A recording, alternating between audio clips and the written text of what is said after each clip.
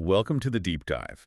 You've given us quite a stack of sources this time. We're going from sensory deprivation tanks all the way to AI fighter jets and, well, some really strange stuff about UAPs. It's definitely a diverse mix. The challenge, I think, is to pull out the threads, connecting them all. The link between cutting-edge tech, global strategy, and how we even process information these days. Right. Information overload is definitely part of it. Okay, let's start with maybe the quietest source, sensory deprivation tanks. Yeah, flu tanks. The basic idea is pretty straightforward physics, actually. You're floating in water that's the exact temperature of your skin. And it's loaded with salt, right? So you just float effortlessly. Exactly, isotonic. Plus, no sound, no light. The goal is minimal sensory input. Which, the theory goes, frees up your brain. That's the idea. You take away all that background noise. The brain is constantly processing the feel of your clothes, ambient sounds, and suddenly there's this huge amount of computational power available for deeper thought or just relaxation. But people are pushing it way beyond just chilling out. I was reading about this float computing rig. Is that what they called it? That's the one. Someone actually built a setup with a waterproof keyboard, a mouse, and a VR headset. To code while floating. Yep. Trying to achieve maximum mental isolation for really complex work. Yeah. Apparently, getting the mouse totally immersion-proof was the real headache. I can imagine. But the potential, combining that physical float state with VR, where you can kind of forget your body even exists, that's fascinating. I was thinking it'd be amazing for VR gaming, too. Well, that desire for total immersion is really the seed of modern consumer VR, isn't it? Right, like the Oculus Rift story. Exactly. Palmer Luckey, building prototypes at 16, starts the company at 18.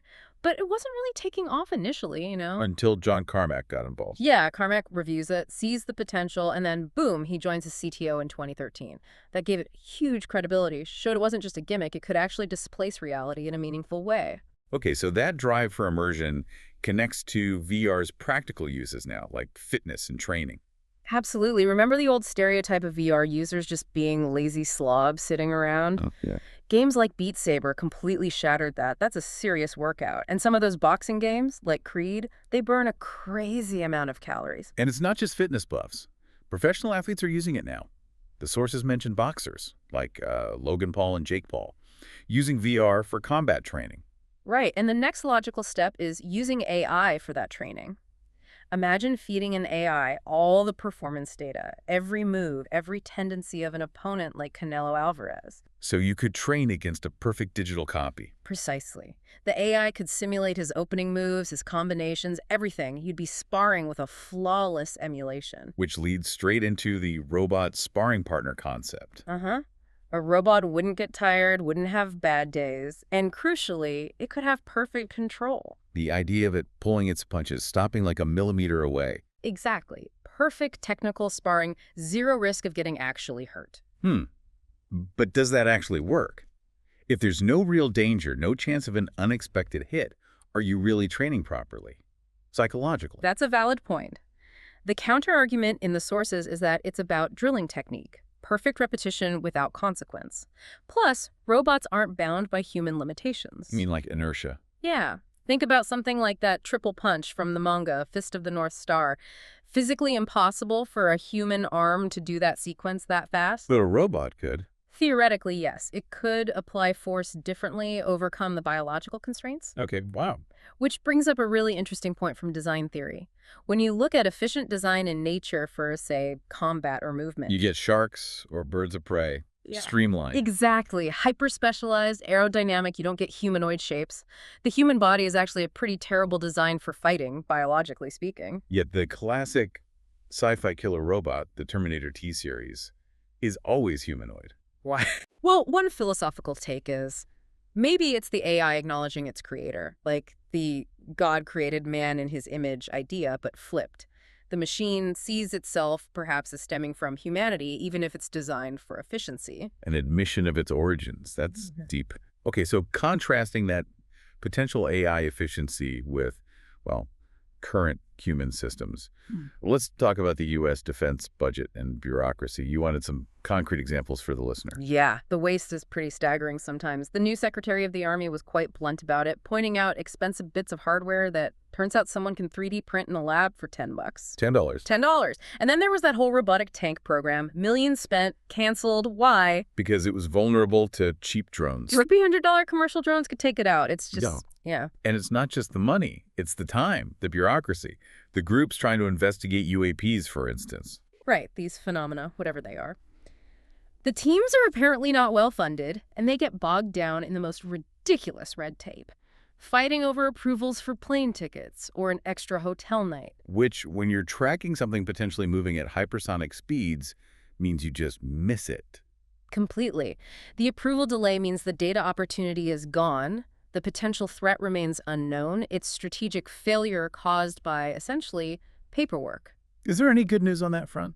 Well, one source mentioned this shift since around 2020, a kind of war on waste attitude gaining traction. Officials seem more willing now to actually say publicly, yeah, we're wasting billions. That wouldn't have happened a few years ago. Okay, so that's the U.S. picture. Now let's contrast that with China. The sources paint a picture of extreme efficiency and civil-military fusion. Complete compliance is maybe a better term. The lines between the government, the military, and private industry are incredibly blurred, deliberately so. And they're using this as a weapon, essentially. It's a core part of their strategy, aimed squarely at the U.S. industrial base. It's two-pronged. First, look at their manufacturing.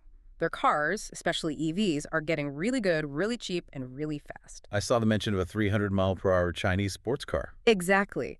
The goal isn't just to sell cars. It's to undercut and potentially destroy the American auto industry. Because if the U.S. loses its auto plant, It loses the ability to convert those plants to military production in a crisis, like they did in World War II. Ford, GM, they were building planes, tanks. That surge capacity vanishes if the industry dies. That's the strategic aim. wow. Okay, and the second prong. The ghost fleet. China mandates that even commercial ships, big ones like car ferries, have to be built to certain military specs. Like stronger decks. Yeah, deck plate pressures rated to carry main battle tanks. So overnight, they can press hundreds of civilian ferries into service as military transports. Instant fleet expansion. So what's the U.S. counter-strategy to that kind of industrial integration? It has to be about smarter, leaner design. Companies like Anduril are focused on this. Their Barracuda missile, for example, reportedly has 90% fewer parts than comparable systems. Making it easier and faster to build. And crucially, buildable in almost any decent manufacturing facility, like an existing GM or Ford plant, if you needed to ramp up production massively, designed for manufacturability. And this design philosophy extends to aircraft, too. The FQ-44. Right, the first fighter jet designed from the ground up to be flown by AI. No cockpit, no human pilot needed. The loyal wingman concept. Exactly. It's unmanned, and importantly, it's expendable. Which changes tactics completely. Fundamentally, an AI pilot can execute maneuvers a human wouldn't or couldn't be ordered to do. Think about taking out surface-to-air missile batteries. An AI can be programmed to take a route with, say, a 50% chance of being shot down if it guarantees destroying the target. A human pilot can't ethically be asked to make that trade. Correct, but you'd happily trade an expendable AI drone for a critical strategic objective. It's a numbers game. And this capability ties into the geopolitical flashpoints, like Taiwan. Directly. There's this internal U.S. policy assumption, sometimes called China 27, that Beijing might make a move on Taiwan by 2027. Why 2027? It seems to align with Xi Jinping's political timelines and also a closing demographic window for China. The thinking is he might feel the need to act sooner rather than later. And the sources suggest it might not be an all-out D-Day-style invasion initially? No, the more likely scenario floated is a blockade. Cut off the ports, the airports, slowly squeeze the island, like the boiling the frog analogy. So in that kind of scenario, what should the U.S. role be? The argument in some sources is that the U.S. needs to pivot, stop trying to be the world's policeman everywhere, and become the world's gun store or the arsenal of democracy again. Supply allies like Taiwan with the tools they need to defend themselves, but don't necessarily fight the war for them. But are we even doing the supplying effectively? Well, that's the kicker. Taiwan is apparently $20 billion behind on weapons deliveries they've already ordered and paid for from the U.S. $20 billion. That's not good. No. That inefficiency, that delay, it has real-world consequences. It could cost lives. Okay, shifting from kinetic warfare to the information battlefield. propaganda is obviously key here. Hugely powerful. The example given of Russian soldiers going into Ukraine, it's chilling. They thought they'd be welcomed as Yeah, liberators. they were told there'd be parades. Some pilots were reportedly carrying their dress uniforms with them, and large numbers of condoms for the expected celebrations. Wow, carrying dress uniforms into an invasion. Yeah. That level of manufactured delusion is terrifying. It really is, and it connects to broader ideas about information control, like the dead internet theory. The idea that most of what we see online isn't real people talking. Essentially, yeah. That it's dominated by bots, AI-generated content, astroturfing campaigns, all driven by commercial or political interests. I remember seeing the estimate around the time Elon Musk bought Twitter, something like 80% of accounts might have been bots. That was one figure floating around, yeah. It makes you question everything you read online. Is this a real consensus, or is it manufactured noise? And it's not just bots. Tech companies themselves use subtle nudges, right? Dark patterns. Oh, absolutely. Designing interfaces to trick you or strongly steer you into giving up more data or privacy than you realize, like aggressively pushing you to link your social media accounts to a game just so they can scrape your friends list. Okay, so information warfare, fake realities. Let's go to the really weird stuff now. UAPs, unidentified aerial phenomena. Or unidentified anomalous phenomena, the newer term. Yeah, this stuff is getting harder to ignore. We have actual verified military sensor data now. Like that footage where a UAP seems to get hit by a Hellfire missile. And just shakes it off, barely reacts, keeps going. That's not explainable with current known technology. So what are the theories? Beyond little green men. The sources touch on ideas that are almost weirder than aliens. Time travelers, maybe? Or energy signatures bleeding through from a parallel dimension. Maybe they're not extraterrestrial at all. Right, the unknown residents of Earth idea. Some advanced, non-human intelligence that evolved here alongside us, maybe underwater or underground, and has just stayed hidden. Which ties into the USO reports, unidentified submersible objects. Especially off the coast of California, near the Santa Catalina Channel. Multiple credible reports, military and civilian, describing objects coming down from the sky at incredible speeds. And just plunging straight into the water without slowing down. Seamlessly. No splash, no destruction, and then sometimes coming back out the same way. It suggests some kind of technology that can maybe displace water and air instantly, negate the physical impact. That's mind-bending. It feels like we're desperate to understand intelligence that isn't human. Definitely. Look at the X Prize that's focused on interspecies communication, using AI to try and decode the language of whales or dolphins. Do they really think we can crack their grammar? That's the goal. Find the vocabulary, the structure. Some researchers even speculate that species like whales with long lifespans and oral traditions might have a more stable history or lore than humans, whose histories are constantly rewritten by war and politics. Wow. Like finding an alien Rosetta Stone, but with dolphins. It reminds me of that parrot, Alex. Alex the African Gray. Yeah, incredible case. He didn't just mimic. He understood concepts, had vocabulary, used grammar. And didn't he ask something profound right before he died? He did. He looked at his researcher, Dr. Pepperberg, and asked, "You be good, see you tomorrow. I love you." Then apparently he also asked something like, "What's happening and where am I going?" An existential question from a parrot. If a parrot brain can get there, imagine enhancing that intelligence. Which brings us to uplift the idea of genetically engineering animals to be smarter. So we've covered a lot. Coding underwater, AI fighter pilots, wasteful bureaucracy, ghost fleets, fake internet, weird stuff in the sky and sea, talking parrots. It's a wild ride. But think about that final thread.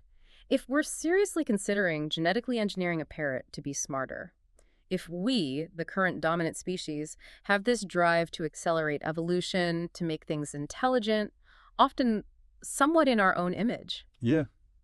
doesn't that lend a strange kind of probability to the fringe theories about our own origins?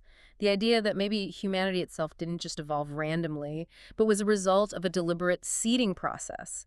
That maybe some other intelligence acted as intelligence farmers, found promising primates, and gave our evolution a nudge, accelerated us. So the idea that we might be someone else's uplift project. It shifts from being just a bizarre sci-fi trope to, well, maybe a more plausible hypothesis than we usually admit, given our own emerging neurological desires. That is definitely a provocative thought to end on. A lot to mull over there about intelligence, design, and maybe even our own place in the universe. Thank you for joining us on this huge deep dive through these sources. Always fascinating. We'll see you next time on The Deep Dive.